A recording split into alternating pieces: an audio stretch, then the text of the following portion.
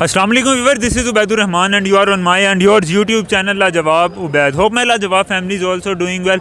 अगर मैं आज बात करता चलूँ जिस टॉपिक के ऊपर मैं वीडियो बनाने जा रहा हूँ, बड़े ज़बरदस्त किस्म का टॉपिक है कि हमारा हमसाया मुल्क हिंदुस्तान दुनिया का सेकंड लार्जेस्ट टी प्रोड्यूसर बन गया, यानी कि दुनिया का वो दूसरा बड़ा वो मुल्क है जो कि पत्ती खुद पैदा करता है और वह दुनिया का दूसरा बड़ा टी प्रोड्यूसर बन गया। पाकिस्तानी पब्लिक के पास चलते हैं और उनसे पूछते हैं कि भाई हम अपने आप को ज़राई मुल्क कहते हैं, जबकि हम हर चीज़ जो है वो दूसरी कंट्री से पाकिस्तान में इंपोर्ट करते हैं। गंदम हो गई, हमारी चीनी हो गई, हाँ, उसके अलावा हम काफ़ी सारी चीज़ें हैं जो दूसरी कंट्री से पाकिस्तान में इंपोर्ट करते हैं। पाकिस्तानी पब्लिक से यही पूछना है, तो आइए चलते हैं उनके पास और जानते हैं उनसे इस बारे में। अस्सलाम वालेकुम। वालेकुम सलाम। आपका नाम? सरमद। बेसिकली जिस टॉपिक के ऊपर मैं वीडियो बना रहा हूँ वो टॉपिक यह है कि अगर हम अपने हमसाया मुल्क इंडिया की बात करें तो वो दुनिया का सेकंड लार्जेस्ट टी प्रोड्यूसर बन गया है। इससे पहले हम एक खबर आई थी कि इंडिया जो है वो दुनिया का सेकंड लार्जेस्ट शुगर प्रोड्यूसर है। क्या कहेंगे कि इंडिया की जो एग्रीकल्चरल इंडस्ट्री है वो दिन ब दिन इतना तरक्की करती जा रही है, वो दुनिया के टॉप 10 के अंदर आती जा रही है, टॉप 3 के अंदर आती जा रही है, अब तो वो टॉप के ऊपर आने वाली है। क्या कहेंगे एज अ पाकिस्तानी? मैं किसी की तनकीद भी नहीं कर सकूँगा और किसी तारीफ़ भी नहीं करूँगा, लेकिन जो चीज़ रियल है वो रियल है।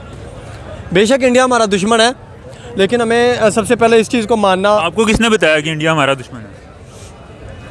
जैसी अवाम वैसे हुक्मरान, तो हमें तो ये शुरू से सुनते आ रहे हैं ना कि इंडिया हमारा दुश्मन है। अभी तक आपने जंगों के लिहाज से कह रहे हैं, मजहब के लिहाज से कह रहे हैं, किसी भी बात से आप डिस्कस करें। हमारे से ज़्यादा मुसलमान है वहाँ पे, आपको मज़े की बात? इंडिया की बात करो, इंडिया के मुस्लिम लोगों की बात नहीं कर रहा हूँ। हाँ, वहाँ के नरेंद्र मोदी हिंदू है, वहाँ का प्राइम मिनिस्टर हिंदू है, लेकिन फिर भी वहाँ के एक टाइम पे जो प्रेसिडेंट थे डॉक्टर APJ अब्दुल कलाम आज़ाद, वो मुसलमान थे, और वहाँ पे जो एटॉमिक बॉम्ब बनाया वो भी एक मुस्लिम ने बनाया, डॉक्टर APJ अब्दुल कलाम ने। यार आपने कहा ना कि इंडिया हमारा दुश्मन नहीं है, लेकिन मैं आपको एक पॉइंटली बात बता रहा हूँ, हमारी गवर्नमेंट के थ्रू आप कर लो। बेशक हमारे टॉपिक पे आते हैं कि इंडिया ने जो है वो दुनिया का सेकंड लार्जेस्ट टी प्रोड्यूसर बन गया। मैं वही बात करना चाह रहा था, आपने बात मेरी घुमा दी है। मैं आपसे अर्ज़ कर रहा हूँ कि बेशक इंडिया हमारा दुश्मन है, ठीक है ना, जंगों के लिहाज से या मज़हब के लिहाज से या काफ़ी चीज़ें हम काउंट कर सकते हैं, इसी लिहाज से हमारा दुश्मन है। हमारी उनके साथ दुश्मनी चल रही है, जंगें भी काफ़ी ज़्यादा हुई हैं, कत्लेआम भी बहुत ज़्यादा हुए हैं, लेकिन मैं इस चीज़ पर फ़ख्र करनी चाहिए कि इंडिया हमारा प्रदेश मुल्क है, दुश्मन होने के साथ साथ हमसाया मुल्क है ना, प्रदेश मुल्क, हमसाया मुल्क कह लें। हमारी शक्लें, हमारी ज़ुबानें, हमारा कुछ चीज़ें उनके साथ मिलती हैं। इवन कि हम पाकिस्तान में ड्रामाज देखते हैं, इंडिया के देखते हैं, फिल्म देखते हैं, ड्रामे हम उनके बहुत कम देखते हैं। लड़कियाँ वगैरह देखती होती हैं। मुझे बात कर लेने तो पहले आप करें।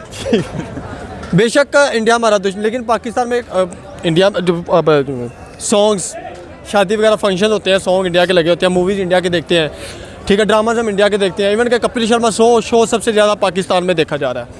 इंडस्ट्रीज़ की बात की जाए तो वो उनका टैलेंट है, वो उनकी अपनी मेहनत नहीं है, मेहनत भी सब कुछ कह रहा हूँ, टैलेंट भी है। टैलेंट इस तरह क्या है कि उनको पता होता है कि हमने किस तरह तरक्की करनी है, हमने किस तरह अपने मुल्क का नाम बनाना है। काफ़ी चीज़ें काउंट कर सकते हैं। हम ये नहीं कहते कि उनकी जो IT स्ट्रॉन्ग है, उनका जो है शोबी स्ट्रॉन्ग है, उनकी काफ़ी चीज़ें आ जाती है जिसमें उस हिसाब से तो देखें तो जो उनकी GDP है वो 3.4 ट्रिलियन पे जाती है। हमारी जो GDP है वो तकरीबन 350 से 60 बिलियन डॉलर्स के ऊपर जाती है।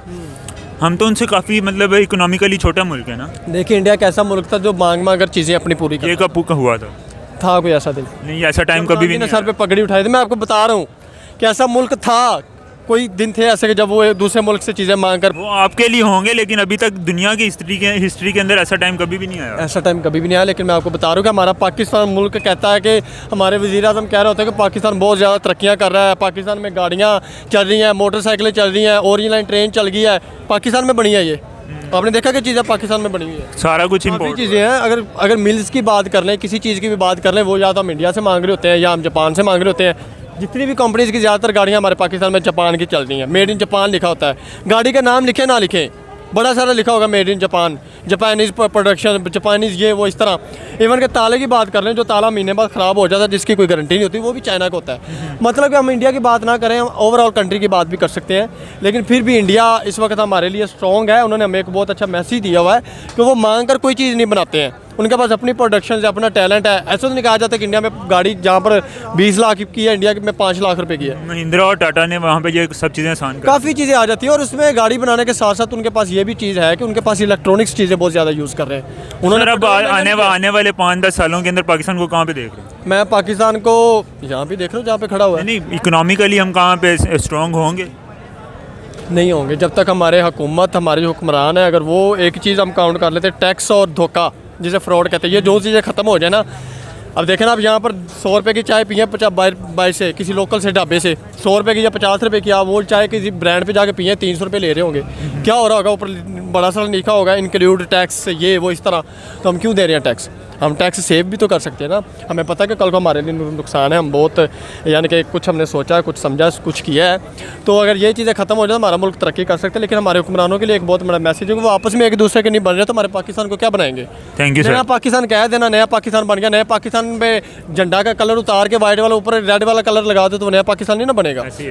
जो उनकी गवर्नमेंट है वो ज़्यादा स्ट्रेस कर देती है कि वो ज़्यादा प्रोड्यूस करें और उनके तो क्या गवर्नमेंट उनकी ज़मीन को कहती होगी कि भाई आप लोगों ने ज़्यादा प्रोड्यूस? नहीं, वो अपॉर्चुनिटी ज़्यादा प्रोवाइड करते होंगे, उनको खाद और ये चीज़ें सीड्स वगैरह उनको ज़्यादा अच्छे तरीके से मिलते होंगे। जबकि पाकिस्तान में एक किसान को कर्ज देने के लिए वो वहाँ पर ही किसान पिस जाता है और उसके पास बचता कुछ भी नहीं। इसलिए मुझे ये लगता है यहाँ पे तो अगर हम बात करें हमारे जो क्या नाम है पूरा एक सप्लाई चेन की पूरा आता है, मतलब सप्लाई चेन जो आती है पूरी, जब किसान ने किसी को बेचना है, किसान किसी को डायरेक्ट बेच नहीं सकता। वो पहले आरती को बेचेगा, आरती फिर उसको है जो वो मंडी में लेके आएगा, मंडी में फिर उसको एक और बंदा ख़रीदेगा, फिर वो आगे बेचेगा।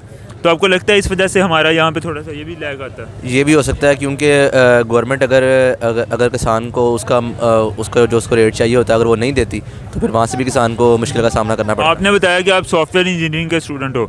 सॉफ्टवेयर इंजीनियरिंग के अंदर आपको क्या लगता है कि हमारा जो पाकिस्तान है वो IT हब इंडिया को बीट कर सकता है? फ़िलहाल तो ऐसा कुछ भी नहीं मुझे लगता, क्योंकि बड़ी बड़ी कंपनीज़ जैसे ट्विटर और फेसबुक वगैरह इसमें ज़्यादातर CEOs जो हैं वो इंडिया से ही हैं। जैसे कि अभी फ़िलहाल हाल ही में एक इंडिया के CEO को ट्विटर के जो मालिक हैं इलॉन मस्क उन्होंने फ़ायर कर दिया, लेकिन उसके बाद भी वो अच्छे खासे फ़ायदे में रहे। इसलिए अब पाकिस्तान की IT ये नहीं है कि बहुत थोड़ी है, लेकिन अब इस पर भी कुछ बहुत ज़्यादा काम होने वाला ज़रूरी है। काम होने वाला ज़रूरी है। तो पाकिस्तान लैग कहाँ पे करता है कि जहाँ से हम मार खा जाते हैं और फिर हम ये कहते हैं कि भाई इंडिया वाले जो हैं वो बहुत पता नहीं उनके दिमाग कैसे हैं, वो एक अलग ही कौम है, हम तो वैसा काम कर नहीं सकते। नहीं, इंडिया कोई ऐसा इतनी कोई बड़ी कौम नहीं है, लेकिन पाकिस्तान में जो है अपॉर्चुनिटीज़ बहुत ही ज़्यादा कम है। इस वजह से अब हर साल देखते होंगे कि एक्सपोर्ट पाकिस्तान की तो कम हो रही है, लेकिन जो स्टूडेंट्स और IT ये चीज़ें वगैरह हैं ये काफ़ी ज़्यादा लोग जो हैं। अगर हम बात करते चलें तो सऊदी अरब जितने का तेल बेचता है उससे ज़्यादा का इंडिया अपनी IT को एक्सपोर्ट करता है, यानी वो IT एक्सपोर्ट करता है उतने की जितना सऊदीया तेल बेचता है। तो क्या लगता है आपको कि IT की फील्ड के अंदर, अभी हम ये टी के ऊपर बात कर रहे थे, IT शुगर और इस तरह की और काफ़ी सारी चीज़ें हैं जिसके अंदर इंडिया जो है वो बूम पे जा रहा है, तो क्या लगता है आपको कि आने वाले 5-10 सालों में इंडिया कहाँ पे होगा और पाकिस्तान कहाँ पे होगा? नहीं, अगर तो यही हालात चलते रहे तो पाकिस्तान काफ़ी ज़ाहिर सी बात है कि नीचे जाएगा। लेकिन अगर अपॉर्चुनिटीज़ मिलती हैं, पाकिस्तान की IT जो है और हैकर्स जो है वो भी कम नहीं है, लेकिन ना कम तो कोई भी नहीं होता, कम कोई भी नहीं है। लेकिन पाकिस्तान के लोग जो से उनका माइंडसेट ये है कि अगर उन्होंने सेटल होना है तो वो फिर आउट ऑफ कंट्री जाकर कुछ मिलेगा। आउट ऑफ कंट्री वाली जो आप बात कर रहे हो, पिछले साल में आपको पता है कि कितना बंदा आउट ऑफ कंट्री गया? लाखों के हिसाब से तो अभी पिछले महीने ही गया। पिछले महीने 9 लाख स्टूडेंट जो है वो अभी फ्रेश ग्रेजुएट्स वो अपना डिग्री करते साथ ही आउट ऑफ कंट्री जो है वो शिफ्ट हो गए। वो आउट ऑफ कंट्री शिफ्ट इसलिए होता है क्योंकि उनको अपॉर्चुनिटीज़ आउट ऑफ कंट्री ही मिलती है, क्योंकि पाकिस्तान में अच्छे से अच्छा ग्रेजुएट जो उनसे मास्टर्स करके PhD करके वो कोई इधर स्टॉल लगाया होगा या फिर कहीं पर वार्डन इस तरह ड्यूटीज़ दे रहे होते हैं, क्योंकि ऐसा यहाँ पर कोई नौकरी नहीं मिल रही। और क्योंकि हम भी जब IT में हमने एडमिशन लिया तो हमारा भी यही मोटिव था कि बस ना एडमिशन लेकर। जबकि अगर हम इंडिया की बात करें तो आपको लगता है कि वहाँ पे उनको उनकी डिग्री के हिसाब से जॉब वगैरह और वहाँ पे पे किया जाता होगा? नहीं, वहाँ पर इन्फ्लेशन तो इंडिया में भी काफ़ी ज़्यादा है, लेकिन वहाँ पे काफ़ी कम हुई है इन्फ्लेशन। अभी इस वक्त अगर मैं पाकिस्तान की बात करूँ तो पाकिस्तान में इन्फ्लेशन पिछले फिस्कल ईयर के अंदर 9 to 10% थी, लेकिन एट द मोमेंट इस वक्त 14 से 15% इन्फ्लेशन हो चुकी है। इसकी बड़ी वजह मुझे ये भी लगती है क्योंकि पॉलिटिकल इंस्टेबिलिटी भी रहती है पाकिस्तान में, इस वजह से भी कोई पाकिस्तान पर ट्रस्ट करने के लिए तैयार नहीं है। और सियासतदान भी ऐसे ही हैं कि पावर के उसमें रहते हैं कि मुझे पावर मिल जाए और आवाम को कुछ भी नहीं पूछ रहा, कोई भी नहीं पूछ रहा। वालेकुम। आपका नाम? कमर साहब क्या करते हैं? मैं बेसिकली आर्मी से हूँ। आर्मी से हैं, मज़ा आएगा आपसे बात करने का। सर बेसिकली जिस टॉपिक के ऊपर मैं वीडियो बना रहा हूँ, the topic for the day is, अगर हम बात करें अपने हमसाया मुल्क इंडिया की, हम अपने आप को एग्रीकल्चर लैंड कहते हैं, लेकिन हमारा जो हमसाया मुल्क इंडिया है उसका एक शहर है असम।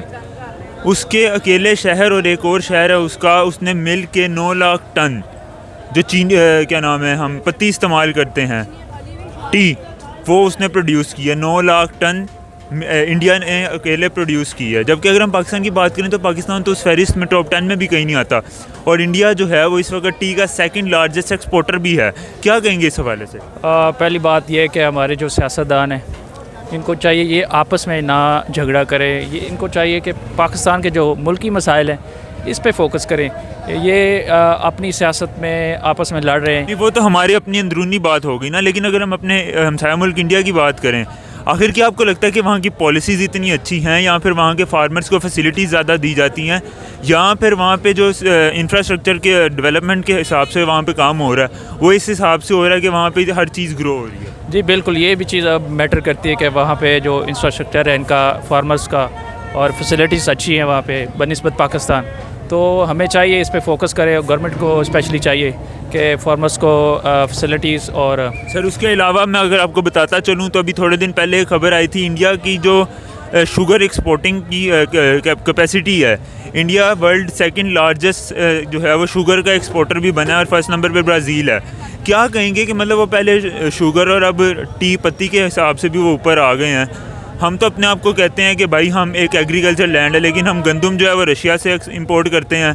हमारी हर चीज़ कहीं ना कहीं से इंपोर्ट होकर आ रही होती है। देखिए इसमें ये देखें, फार्मर्स शुरू से मेहनत कर रहे हैं, ठीक है, और फार्मर्स को जो खाद है, तेल है, सारी चीज़ें बहुत ज़्यादा महंगी प्रोवाइड की जाती हैं गवर्नमेंट की तरफ से। गवर्नमेंट कोई इकदाम नहीं करती उनके बारे में, कोई सोचती नहीं। तो देखें पहले लोग गंदम ज़्यादा काश्त करते थे, अभी उनका रुझान दूसरी फसलों पे आ गया। तो ये सारी चीज़ें यही मैटर करती हैं कि जो फसल ज़्यादा मतलब प्रोडक्शन जिसकी ज़्यादा है, ग्रोथ जिसकी ज़्यादा होगी, जल्दी होगी। नहीं तो आपको क्या लगता है कि हमारा फार्मर के पास ज़्यादा फैसिलिटीज़ हैं, या फिर जो इंडिया का एक फार्मर है उसके पास ज़्यादा फैसिलिटीज़ हैं? मेरे ख्याल में इंडिया, क्योंकि वो ज़ाहिर है दूसरे नंबर पे आया, तो वो ओबियसली उनके पास ज़्यादा फैसिलिटीज़ हैं।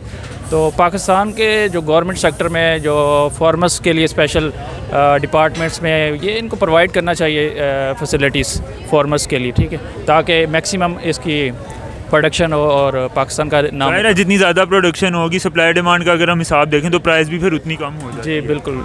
हमारे यहाँ पे शायद प्रोडक्शन नहीं होती, जिसकी वजह से हर चीज़ की प्राइस जो है वो अंधाधुंधी ऊपर जा रही है। बेशक सही कह रहे हैं। Thank you sir. तो जी वर्स, कैसी लगी आपको आज की वीडियो? उम्मीद करता हूँ कि आज की वीडियो, आज का कंटेंट आप लोगों को काफ़ी अच्छा लगा होगा। अगर आप लोगों को आज की वीडियो अच्छी लगी तो काइंडली वीडियो को लाइक कर दीजिएगा, चैनल को सब्सक्राइब कर दीजिएगा, मुझे इंस्टाग्राम पे फॉलो करना बिल्कुल मत भूलिएगा। मिलते हैं बहुत ही जल्द एक अच्छे, मज़ेदार और इंटरेस्टिंग टॉपिक के साथ। तब तक के लिए अपने होस्ट रुबैदुर रहमान को दीजिए इजाज़त। अल्लाह हाफ़िज़।